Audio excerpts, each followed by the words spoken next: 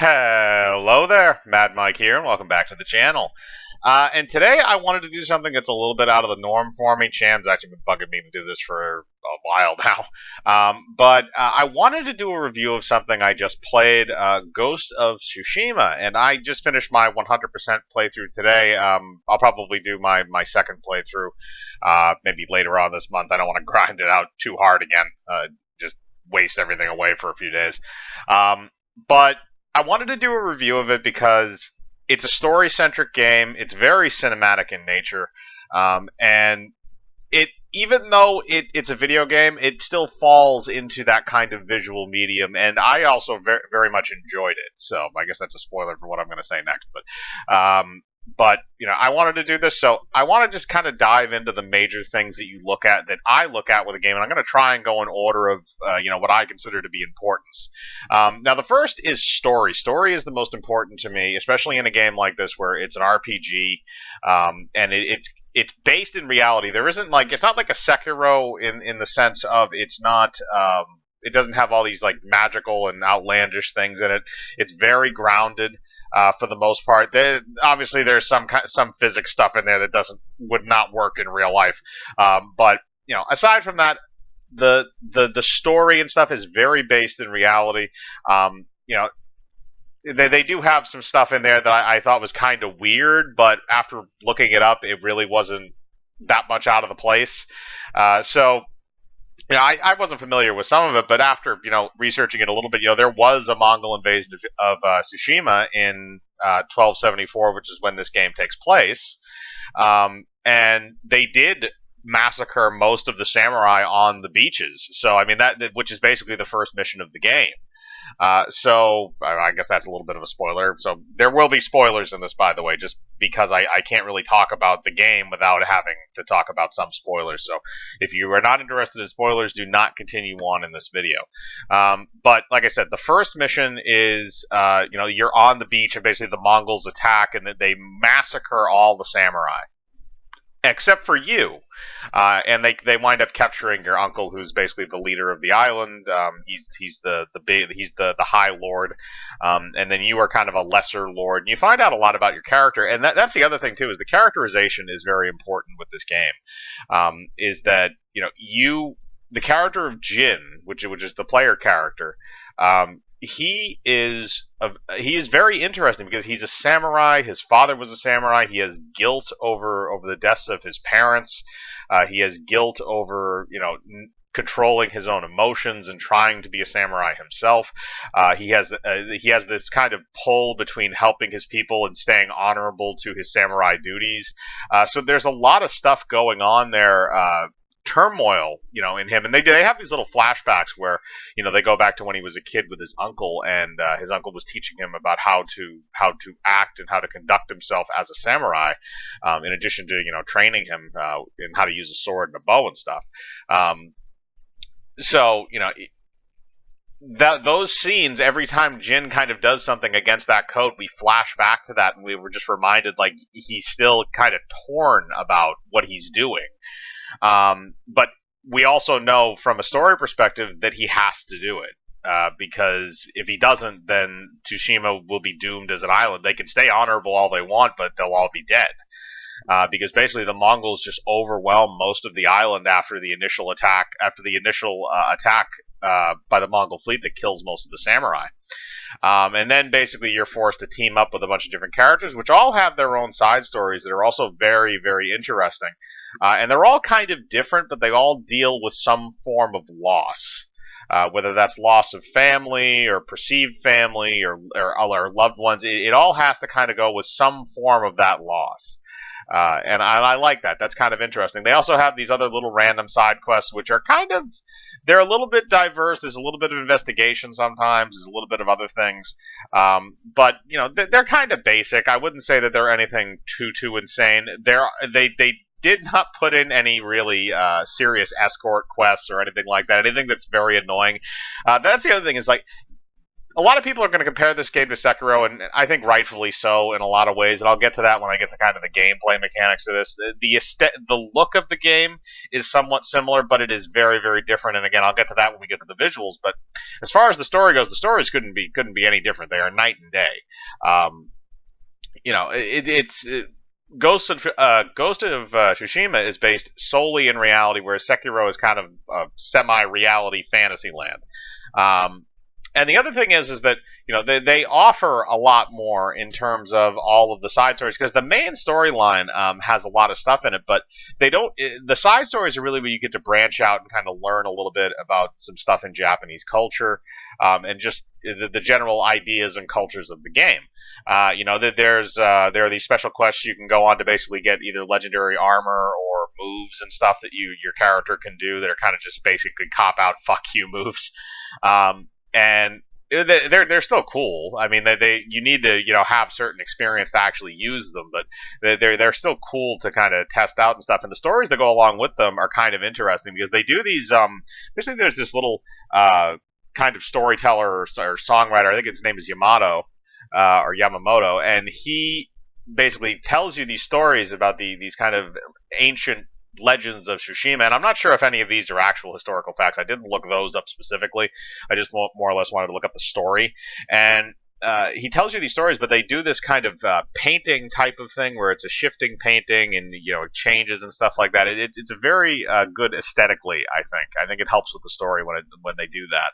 And there's a lot of stuff in this game that help with the story aesthetically, especially the visuals too. But I'm gonna gush about the story because I love the story. And again, it's classic Japanese culture. It feels Japanese. Everything about this game feels like you are there in 1274 in Japan, in feudal Japan, and they do a very good job at keeping you in that immersion and not removing you from it. But now we're gonna go down to the second best thing, which is the gameplay. Now, this is kind of a mixed bag for me because there's two different types of gameplay in this. There's your standard like hack and slash type of combat where you're striking with your sword and you have various stances. I like that. I think they did that very well, and the enemy AI knows how to do that because basically it kind of works a little bit on the Sekiro model, which is why again I think a lot of people are going to make that comparison, is because it relies a lot on the block and dodge functions, or more the parry, block and dodge or dodge roll. And you really can't do anything else with a sword program, so I can't really fault it for doing that, especially because it's a sword stance that requires one sword without a shield. But they do have fighting stances, and I think that does spread it out a little bit, is that there are fighting stances for each of the four major close range melee combat. So you have your very big guys, which are kind of they're big guys with shields. So you have a stance for that. I think that's Moon stance. You have Stone stance, which is basically for sword on sword combat. You have I can't remember what the next one is, but there's a one for shields, and there is the Wind stance. No, that's the Water stance is for shields, and the Wind stance is for pole arms. And those actually do give you a good advantage when fighting those individual enemies after you've learned those stances. And I think that's what separates it, is that the enemy on player, open conflict AI is very good. Now, where it falters is the second part, which is the stealth combat. Now, there are some things you can do in the game that, kind of even the odds, and you can do it from stealth, poisons, and assassinations and stuff like that. You can upgrade all those as well to, you can do an assassination chain, or you can do this, and sometimes your armor and stuff also allows you to do certain things. And I'll get to that when I start talking about customization, which will be right after gameplay. And when you're stealthing, though, the problem is that the AI is kind of dumb. Like, you can walk right up to the edge of like a little patch of grass that's tall enough to hide you, and then you can walk up and stab an enemy in the face with other enemies watching, and as long as you get right back down into the grass, they won't be able to see you unless they actually walk through the grass and find you, which a lot of the times they don't. Especially if it's like the first or second guy you killed, unless you do them in like rapid succession, then they'll start getting aware of it. Same thing with using a bow. You can headshot somebody, and they'll run over and they'll look around, and you can stay in the exact same spot. And chances are, as long as you're far enough away, they're not going to find you. It's kind of a glitchy system. Uh, so there is some problems with the stealth portion of the combat, which takes up a good amount of the game, and it does kind of the campaign missions put a little bit of difficulty back into it because in a lot of cases you can't be seen, otherwise you'll fail the mission. So it actually does emphasize staying a bit more stealthy than what you maybe would do normally. But as far as the main bases go, because there's a bunch of it's a sandbox game, so there's a bunch of little bases, Mongol bases and stuff that you have to conquer around the island. And when you do those, it's basically just like, okay, you could just stealth like 7 to 8 guys, and then when it's down to 3, you just you go out and you murk them all with your katana. So it takes a little bit of the challenge out of it. Like I said, I would recommend playing this game on hard difficulty if you're looking for an actual challenge, which is what I plan on doing my second playthrough in. I did this playthrough on medium difficulty. And also, as far as there's one other thing that's wrong with the AI in this, and that there are these AI birds that you follow. They lead you to basically kind of like random items around the world, and when you follow them, sometimes they'll just fly right into buildings or trees, and then they'll kind of just like eventually they'll get through it and they'll get around it. But it's just that the AI for that's a little wonky. So I take off a little bit for that. Now going down to the visuals. Now the visuals themselves are amazing. The cutscenes look good. The only thing that I will say is that when you have encounters in the world, which are basically kind of like they're not that you don't have any kind of a cutscene that goes along with it or anything like that. It's just you go and you talk to some random person. Sometimes those NPC characters look a little bit frumpy, but I think that again that's because it's not necessarily a polished cinematic, and I can let that pass. Again, it reminds me a little bit of like Assassin's Creed, except the cinematics are a lot better. The environments themselves are beautiful, especially when you have to, do stuff. There's actually there's a mini game where you get to compose haikus. And basically you find these various spots on the island with this beautiful scenery, and you actually do get to compose the haiku. You get to pick the first, second, and third lines out of a choice by, moving a reticle around the environment, to see what various lines your character comes up with for the things that are around him. And again, it's just kind of a little interesting thing. And then at the end of it, you get basically a reward like a headband that emphasizes what you were trying to emphasize in your haiku. So like there's a headband of like strength, there's a headband of hope, there's a headband of I think anger or wrath. There's a bunch of them. So that's a fun little mini game. They have this little fox den mini game where you get to follow foxes, and that's also kind of an interesting little bit of Japanese folklore. Is the foxes are kind of seen as a thing of good luck in some cases and stuff like that. And there's little shrines for them where you get to find those and do that. I will say that the actual characters that are involved in the game are actually fictitious. They are not real life people. They are not real historical figures. So the story past actually the first mission is not actually historically accurate at all. Even the first mission is probably not historically accurate to an extent. But just wanted to clarify that actually because I skipped over that when I was talking about the story section. But that's really all I can say about the visuals is that they're really good. Like I said, there's a little bit of the frumpiness with the main world characters when you interact with them without a cutscene. But aside from that, I think that the visuals are really, really good. Now going down to the idea of how long is it, the length of time, the game time, as well as replayability. Now, I am somebody who is a completionist. I have to do everything in the game. I have to get especially if it's a sandbox, I have to do all the little mini quests. I have to get all the collectibles. I have to do all the stuff on the side, which I've done with this game. And in total, it probably took me, again, because I was playing on medium difficulty, it probably took me about 60 hours. To get everything in the game and play through all the story elements. Again, that's a rough estimate on my part. But if you were to do it on a hard difficulty, I think you could extend that gameplay just through difficulty alone. Because there is, especially in the early parts of the game. In the early parts of the game, you are really squishy. Like a couple of hits, and you could just die. And basically, when you die in the game, it doesn't punish you. Actually, it doesn't punish you outrageously for dying because you basically just revert to a couple minutes before it. Very rarely does it transport you back an extended period of time. unless you were to like quit and not save or anything like that. But I like that about it. And also, one of the things that it improved on that Sekiro did not is it does have a very good fast travel system. Basically, any place you discover in the world that's a landmark, you can travel to it. And there are a lot of them, which means you can bounce around the map to get all the collectibles and stuff like that. By the way, there are a million collectibles. Well, not a million, but there's several hundred collectibles in this game of things you can collect and things you can do.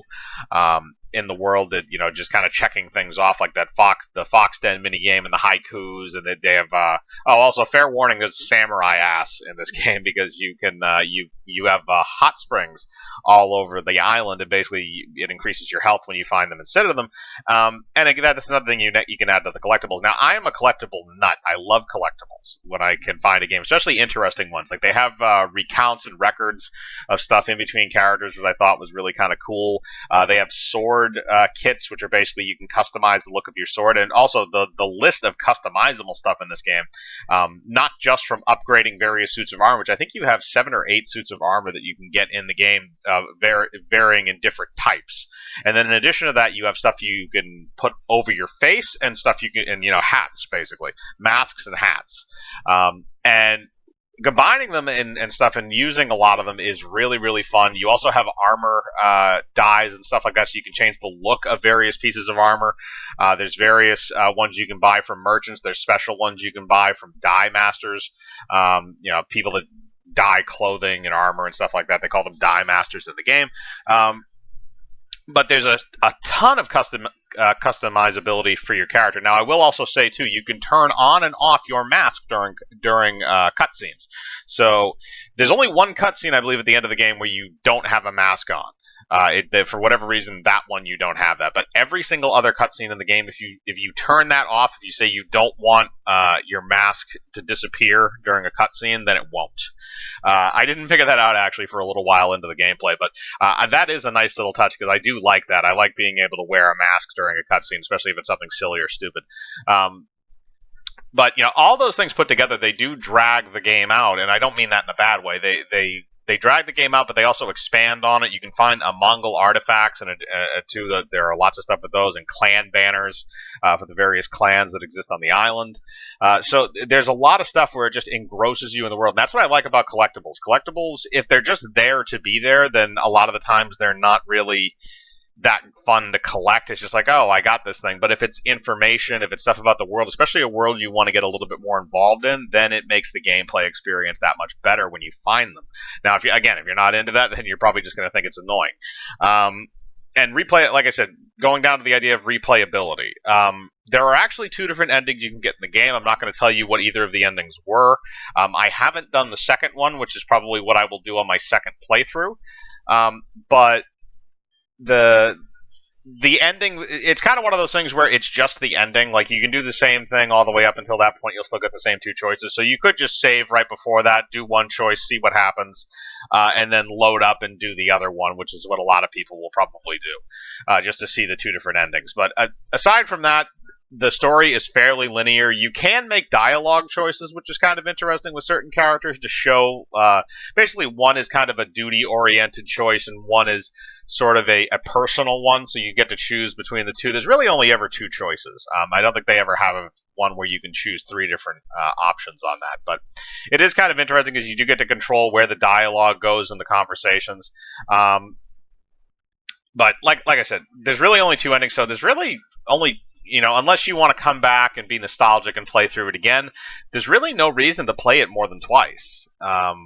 At least not right now. It's kind of one of those games where if you really enjoy it, I'll probably go back to this game in like a year or so and play through it again because I really did enjoy it that much. But like I said, replayability, not very high up there. But that's kind of the lowest on the rung for me.